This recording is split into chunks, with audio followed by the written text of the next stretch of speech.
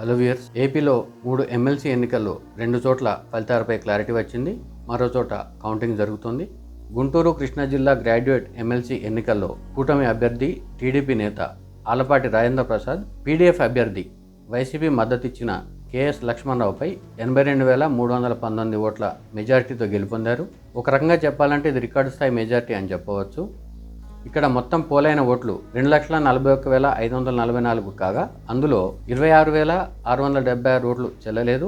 అంటే దాదాపు మొత్తం చెల్లిన ఓట్లు 2,15,000 అని చెప్పవచ్చు. ఈ చెల్లిన ఓట్లలో ఆలపాటి రాజేంద్ర ప్రసాద్కు వచ్చిన మొత్తం ఓట్లు 1,45,057 కాగా పీడీఎఫ్ అభ్యర్థి లక్ష్మణరావుకు వచ్చిన ఓట్లు 62,737. సో మొత్తం మీద కూటమి అభ్యర్థి ఆలపాటి రాజేంద్ర ప్రసాద్ 82,000 పైచిలకు ఓట్ల మెజార్టీతో గెలుపొందారు.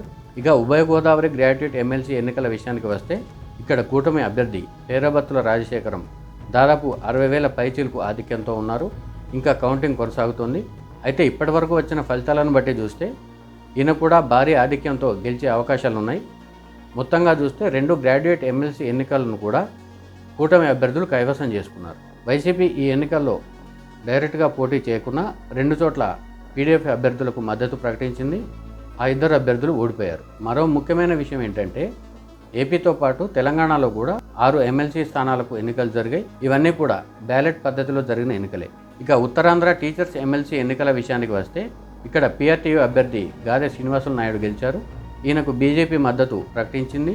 అయితే టీడీపీ, జనసేన పార్టీలు మద్దతు ప్రకటించిన ఏపీటీఎఫ్ అభ్యర్థి రఘువర్మ 2వ స్థానంలో నిలిచారు. ఇక్కడ పీడీపీ అభ్యర్థిగా పోటీ చేసిన విజయగౌరి 3వ స్థానంలో నిలిచారు. వైసీపీతో పాటు వామపక్షాలు, యూటీఎఫ్ కూడా ఈమెకే మద్దతు ప్రకటించాయి. అయితే ఈ ఎన్నికల్లో గెలుపోవటంలో విశ్లేషిస్తే ప్రధానంగా గ్రాడ్యుయేట్ ఎమ్మెల్సీ ఎన్నికలు ప్రభుత్వ పనితీరుకు నిదర్శనంగా భావించాల్సి ఉంటుంది.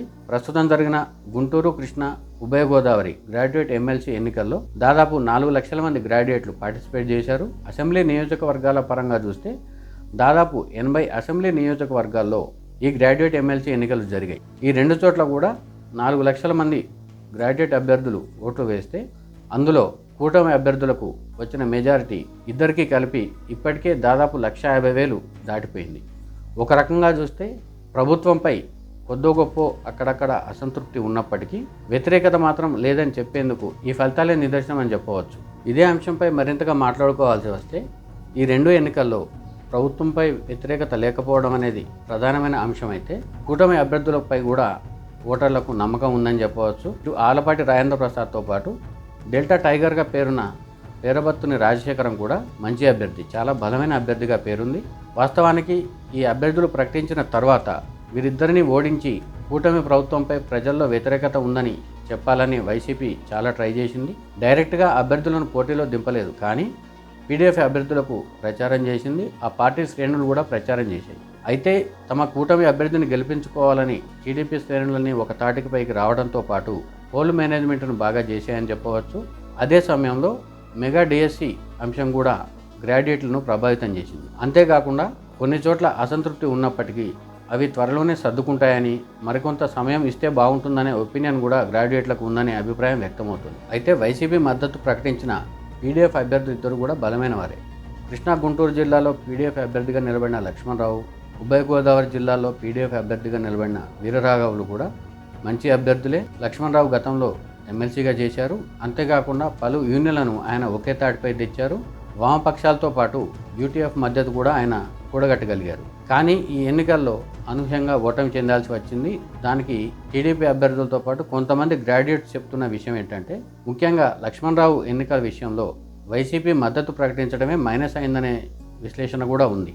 2024 అసెంబ్లీ ఎన్నికల్లో వైసీపీ ఓడిపోయిన తర్వాత, అంటే 11 సీట్లకే పరిమితమైన తర్వాత వైసీపీ వ్యవహరిస్తున్న తీరు కూడా గ్రాడ్యుయేట్లకు నచ్చలేదనే అభిప్రాయం వ్యక్తమవుతుంది. అసెంబ్లీకి రాకపోవడంతో పాటు గతంలో ఇష్టారాజ్యంగా మాట్లాడిన వ్యక్తులను మళ్ళీ సమర్థిస్తూ మాట్లాడడం, గతంలో అధికారంలో ఉన్నప్పుడు వైసీపీ చేసిన తప్పులను సరిదిద్దుకునే యత్నం చేయకపోగా మళ్ళీ వాటిని సమర్థించుకునే యత్నం చేస్తుండడంతో ప్రస్తుతానికి ఆ పార్టీకి ఓటు వేసినా ఎలాంటి ప్రయోజనం ఉండదనే అభిప్రాయం కూడా వ్యక్తమవుతుంది. అదే సమయంలో స్థానికంగా ఉన్న కొందరు నాయకులు గతంలో వైసీపీ అధికారంలో ఉన్నప్పుడు ఎలా వ్యవహరించారనే విషయం కూడా గ్రాడ్యుయేట్లు ఇంకా మర్చిపోలేదు. అధికారంలో ఉన్న సమయంలో ఇష్టారాజ్యంగా వ్యవహరించి ఇప్పుడు తాము మద్దతిస్తున్న అభ్యర్థికి ఓటు వేయాలని ప్రచారం చేయడంతో, అంటే ఒక రకంగా చెప్పాలంటే ఇండివిజువల్గా లక్ష్మణరావుకి గుడ్ విల్ ఉన్నప్పటికీ వైసీపీ మద్దతు ఇవ్వడం ఆయనకు మైనస్ అయిందనే విశ్లేషణలు వస్తున్నాయి. అయితే దీనిపై క్లారిటీ రావాలంటే మరికొంత సమయం పడుతుంది. మొత్తంగా చూస్తే గ్రాడ్యుయేట్ అసెంబ్లీ ఎన్నికల విషయంలో కూటమి సక్సెస్ సాధించిందని చెప్పవచ్చు. ఇక ఉత్తరాంధ్ర టీచర్స్ ఎమ్మెల్సీ ఎలక్షన్స్ విషయానికి వస్తే అక్కడ బీజేపీ మద్దతు ప్రకటించిన పీఆర్టీయూ అభ్యర్థి గాదె శ్రీనివాసులు నాయుడు గెలుపొందారు. టీడీపీ జనసేన మద్దతు ప్రకటించిన ఏపీటీఎఫ్ అభ్యర్థి రఘువర్మ రెండో స్థానంతో సరిపెట్టుకోవాల్సి వచ్చింది. గాదె శ్రీనివాసులు నాయుడు గతంలో ఎమ్మెల్సీగా చేశారు.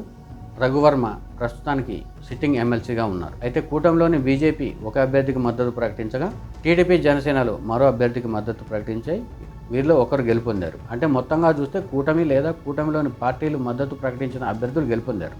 ఈ నియోజకవర్గంలో వైసీపీ డైరెక్ట్గా పోటీ చేయనప్పటికీ పీడీఎఫ్ తరఫున విజయగౌరికి మద్దతు ప్రకటించింది, ప్రచారం కూడా చేసింది. అయితే ఆమె 3వ స్థానానికి పరిమితమయ్యారు. ఆ అభ్యర్థి 8వ రౌండ్లో ఎలిమినేట్ కావాల్సి వచ్చింది. ఈ 3 ఎన్నికల పరంగా చూస్తే వైసీపీ మద్దతు ప్రకటించిన ఒక అభ్యర్థి కూడా గెలవలేదు. అదే సమయంలో కూటమి లేదా కూటమిలోని పార్టీలు మద్దతు ఇచ్చిన అభ్యర్థులు గెలుపొందారు.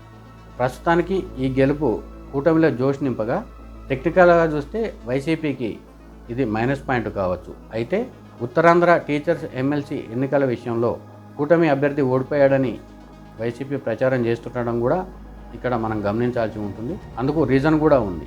ఒకటి, కూటమిలోని పార్టీలు వేర్వేరు అభ్యర్థులకు మద్దతు ప్రకటించడం ఒక మైనస్ పాయింట్ అయితే, రెండోది బలమైన పీఆర్టీయూ అభ్యర్థిని ఎదుర్కొనే విషయంలో రఘువర్మ విఫలమయ్యాలని చెప్పవచ్చు. అంతేకాకుండా కూటమి ప్రభుత్వం అధికారంలోకి వచ్చిన తర్వాత అంటే దాదాపు 9 నెలలు గడుస్తున్నప్పటికీ డిఏల విషయంతో పాటు ఉపాధ్యాయులకు పని భారాన్ని తగ్గించే చర్యలు లేకపోవడం కూడా మైనస్ పాయింట్ అయిందనే చర్చ నడుస్తుంది. ఇవి ఏపీలోని 3 ఎమ్మెల్సీ ఎలక్షన్స్కి సంబంధించి ఫలితాలపై విశ్లేషణ. Thank you friends.